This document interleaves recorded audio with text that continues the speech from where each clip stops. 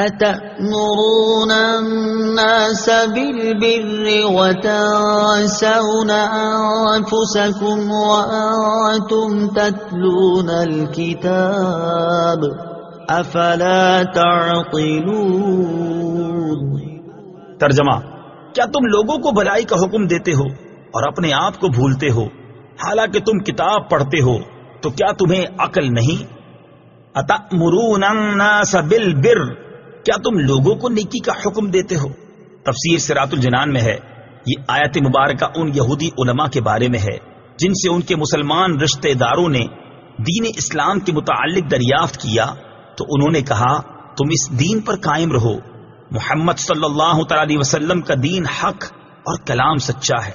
یہ ان یہودیوں کے حق میں نازل ہوئی جنہوں نے مشرکین عرب کو حضور اقدس صلی اللہ تعالی علیہ وسلم کے مبعوث ہونے کی خبر دی تھی اور حضور پرنور صلی اللہ تعالی علیہ وسلم کی پیروی کرنے کی ہدایت کی تھی۔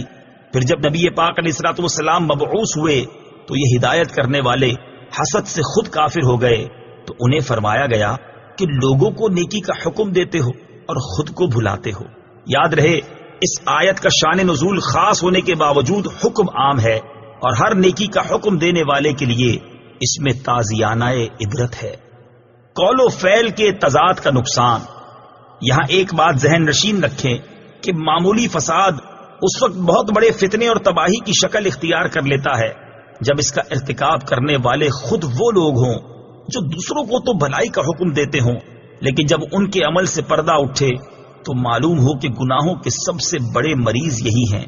انہیں یاد رکھنا چاہیے کہ قول و فعل کا تضاد اور خلوت و جلوت کا فرق دنیا و آخرت دونوں کے لیے بہت نقصان دہ ہے۔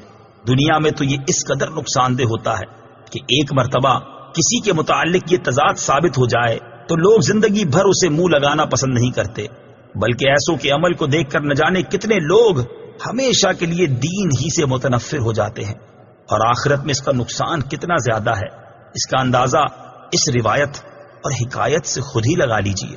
چنانچہ حضرت عدی بن حاتم رضی اللہ تعالی عنہ سے مروی ہے، نبی پاک علیہ الصلوۃ والسلام نے ارشاد فرمایا، قیامت کے دن کچھ لوگوں کو جنت کی طرف لے جانے کا حکم ہوگا، یہاں تک کہ جب وہ جنت کے قریب پہنچ کر اس کی خوشبو سونگھیں گے، اس کے محلات اور اس میں اہل جنت کے لیے اللہ تعالیٰ کی تیار کردہ نعمتیں دیکھ لیں گے تو ندا دی جائے گی انہیں جنت سے لوٹا دو، کیونکہ ان کا جنت میں کوئی حصہ نہیں۔ یہ ندا سن کر وہ ایسی حسرت کے ساتھ لوٹیں گے کہ اس جیسی حسرت کے ساتھ ان سے پہلے لوگ نہ لوٹے ہوں گے۔ پھر وہ عرض کریں گے، یا رب عز و جل، اگر تو اپنا ثواب اور اپنے اولیاء کے لیے تیار کردہ نعمتیں دکھانے سے پہلے ہی ہمیں جہنم میں داخل کر دیتا تو یہ ہم پر زیادہ آسان ہوتا۔ اللہ تعالیٰ ارشاد فرمائے گا، میں نے ارادتاً تمہارے ساتھ ایسا کیا ہے، اور اس کی وجہ یہ ہے کہ جب تم تنہائی میں ہوتے تو بڑے بڑے گناہ کر کے میرے ساتھ اعلان جنگ کرتے، اور جب لوگوں سے ملتے تو عاجزی و انکساری کے ساتھ ملتے تھے۔ تم لوگوں کو اپنی وہ حالت دکھاتے تھے جو تمہارے دلوں میں میرے لیے نہیں ہوتی تھی۔ تم لوگوں سے ڈرتے اور مجھ سے نہیں ڈرتے تھے۔ تم لوگوں کی عزت کرتے اور میری عزت نہ کرتے تھے۔ تم لوگوں کی وجہ سے برا کام کرنا چھوڑ دیتے لیکن میری وجہ سے برائی نہ چھوڑتے تھے۔ آج میں تمہیں اپنے ثواب سے محروم کرنے کے ساتھ ساتھ اپنے عذاب کا مزہ بھی چکھاؤں گا۔ اور حضرت ابراہیم تیمی رحمت اللہ تعالی علیہ فرماتے ہیں، میں موت اور مرنے کے بعد ہڈیوں کی بوسیدگی کو یاد کرنے کے لیے کثرت سے قبرستان میں آتا جاتا تھا۔ ایک رات میں قبرستان میں تھا کہ مجھ پر نیند غالب آ گئی اور میں سو گیا، تو میں نے خواب میں کھلی ہوئی قبر دیکھی اور ایک کہنے والے کو یہ کہتے ہوئے سنا، یہ زنجیر پکڑو اور اس کے منہ میں داخل کر کے اس کی شرمگاہ سے نکالو۔ تو وہ مردہ کہنے لگا، یا رب عز و جل، کیا میں نے قرآن نہیں پڑھا؟ کیا میں نے تیرے حرمت والے گھر کا حج نہیں کیا؟ پھر وہ اسی طرح ایک کے بعد دوسری نیکی گنوانے لگا، تو میں نے سنا تو لوگوں کے سامنے یہ اعمال کیا کرتا تھا، لیکن جب تو تنہائی میں ہوتا تو نافرمانیوں کے ذریعے مجھ سے مقابلہ کرتا اور تم نے میرا کچھ خیال نہ کیا۔ بے عمل بھی نیکی کی دعوت دے۔ یاد رہے، اس آیت کی مراد واعظ و نصیحت کرنے والوں کو تقوی و پرہیزگاری پر ابھارنا ہے، بے عمل کو واعظ سے منع کرنا مقصود نہیں۔ یعنی یہ فرمایا ہے کہ جب دوسروں کو واعظ و نصیحت کرتے ہو تو خود بھی عمل کرو، یہ نہیں فرمایا کہ جب عمل نہیں کرتے تو واعظ و نصیحت کیوں کرتے ہو، کیونکہ عمل کرنا ایک واجب ہے اور دوسروں کو برائی سے روکنا دوسرا واجب ہے۔ اگر ایک واجب پر عمل نہیں تو دوسرے سے کیوں روکا جائے؟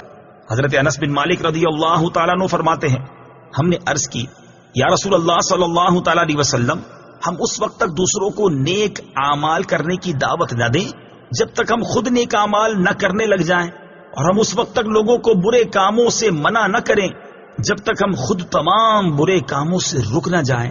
حضور اقدس صلی اللہ تعالیٰ علیہ وسلم نے ارشاد فرمایا، ایسا نہ کرو بلکہ تم نیک اعمال کرنے کا حکم دو، اگرچہ تم خود تمام نیک اعمال نہیں کرتے، اور برے اعمال کرنے سے منع کرو اگرچہ تم تمام برے اعمال سے باز نہیں آئے۔